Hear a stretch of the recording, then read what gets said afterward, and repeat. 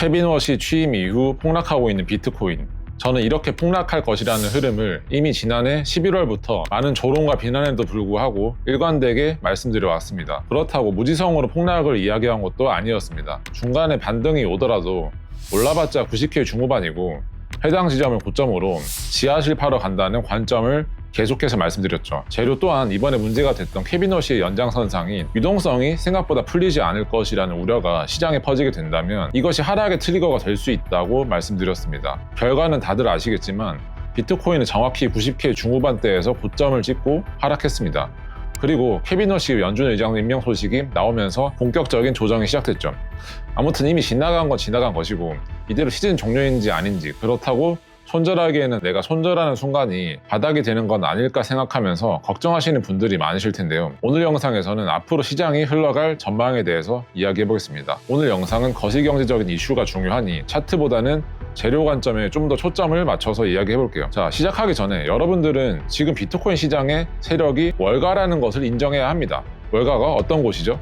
금융 세력입니다. 금융 세력인 월가는 무엇을 중요하게 볼까요? 바로 거시경제입니다. 월가 입장에서 비트코인은 유동성이 늘어나는 기대감에 따라 상승하는 자산입니다. 그래서 저는 지난해 당시 세력인 월가가 시장에서 엑시트하려 한다는 의도를 행간에서 간파하고 11월부터 비트코인의 신고점을 찍으러 가는 게 아니라 유동성이 생각보다 풀리지 않음에 따라 비트코인의 약반등 이후 74K 이하로 하락할 가능성이 높다는 이야기를 계속 전달드려 왔습니다. 왜 유동성이 안 풀릴까요? 지금 연준은 2022년 당시 화두가 되었던 인플레이션이 다시 불씨를 얻는 것을 무서워하고 있습니다. 왜냐하면 1970년대에 이미 그렇게 방만하게 돈을 풀었다가 기축통화금 패권을 뺏길 뻔했던 역사가 있기 때문입니다. 1970년대 당시는 인플레이션 때문에 미국 경제가 휘청거렸고 달러의 신뢰도가 추락했던 시기입니다. 연준은 그 악몽이 되풀이되는 걸 절대 원하지 않습니다. 또 유동성을 풀면 자산들이 오르면서 양극화가 커지게 되죠. 양극화가 커지면 사회적으로 분열이나 혁명이 일어납니다. 이번에 이란에서 대규모 시위가 일어난 것도 그런 맥락이었다고 볼 수 있고, 뉴욕 같은 자본주의의 메카에서 무슬림인 암다니가 시장에서 당선된 파격적인 사건들도 그런 맥락이라고 할 수 있겠죠. 트럼프 또한 올해 11월에 트럼프 행정부가 남은 임기를 잘 이끌어갈 수 있는 중간 선거가 예정이 되어 있는 상황에서 양극화를 극대화함으로 인해 민심을 읽고 싶지 않을 겁니다. 이러한 맥락에서 트럼프와 케빈 워시 그리고 베센트는 달러의 신뢰도가 추락해서 발생하는 인플레이션 그리고 양극화를 무서워하고 있습니다. 그렇기 때문에 금리 인하 속도가 생각보다 더딜 수밖에 없을 것이고 금리 인하 폭도 시장 기대보다 작을 수밖에 없을 것입니다. 그렇게 유동성 공급이 더뎌지면 코인 시장을 힘을 못 받게 됩니다. 여기에 더해서 기관이 본격적으로 투자할 수 있는 기반인 클래리티 법안 통과도 지지부진합니다. 모두가 기대했던 규제 완화가 생각보다 늦어지고 있다는 거죠. 이것도 시장에 부정적으로 작용하고 있습니다.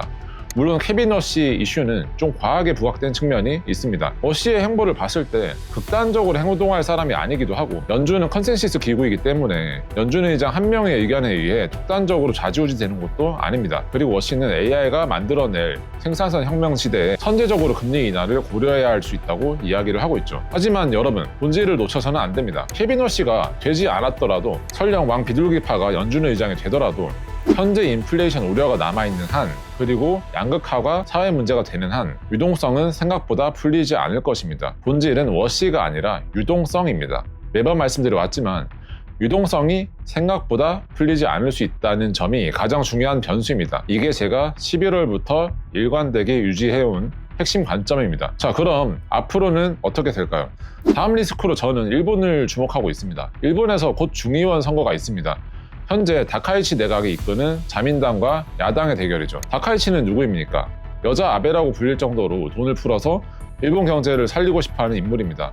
과거 아베노믹스처럼 대규모 양적 완화를 선호하는 성향이죠. 만약 다카이치가 이끄는 자민당이 압승한다면 엔화 약세 정책이 계속될 수 있고 유동성 공급이 늘어날 수 있습니다. 이건 시장에 나쁘게 작용할 이슈는 아니긴 합니다.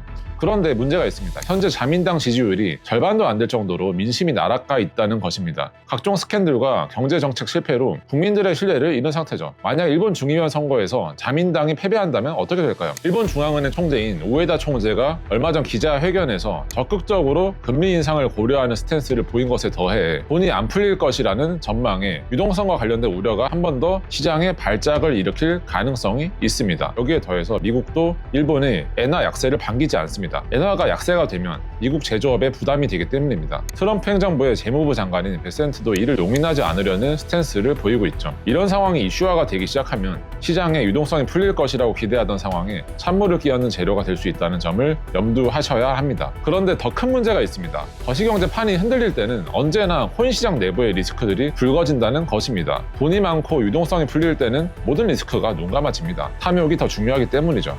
다들 돈 벌기 바쁘니까 문제를 무시합니다. 하지만 거시경제판이 이렇게 흔들릴 때는 다릅니다. 스마트 머니들이 빨리 엑시트하기 위해 눈치 게임을 시작합니다. 2022년을 기억하시나요? 인플레이션이 심해지고 금리 인상 속도가 빨라지면서 뭐가 터졌습니까? 루나 FTX가 연쇄적으로 무너졌습니다. 이번에도 유사한 일이 일어날 것이라고 봅니다. 바로 DAT 기업들에서 문제가 터질 것입니다. DAT 기업이 뭡니까? 마이크로 스트래테지, 게임스탑, 비트마인 같은 회사들이죠. 이 기업들은 자기들이 하던 본업으로 돈을 벌어서 비트코인을 산 게 아닙니다. 본업은 적자를 보는데 비드를 얻어서 코인을 샀습니다. 그렇게 코인 테마주로 부각되면서 주가 상승을 노렸습니다. 이런 구조는 코인이 올라갈 때는 문제가 안 됩니다. 주가도 오르고 추가로 돈 빌려서 더 사면 되니까요. 문제는 코인이 내려갈 때입니다.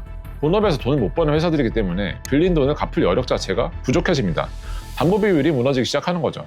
실제로 DAT 기업 중 하나인 게임스탑은 가지고 있던 비트코인을 전부 다 팔았다는 정황이 노출됐습니다. 또한 이더리움 DAT 대장격인 비트마인도 큰 손실을 보고 있고 마이크로 스트래티지는 보유한 비트코인의 평단가가 현재 가격 아래로 내려가면서 적자를 보이기 시작한 상황이죠. 자, 여기서 생각해보세요. 인정사정 없이 구는 세력인 월가가 소위 이런 약점이 뻔한 DAT 기업들이 가진 비트코인을 최대한 박앤세일로 사려고 이런 리스크를 활용해 양털깎기를 하려고 하지 않을까요?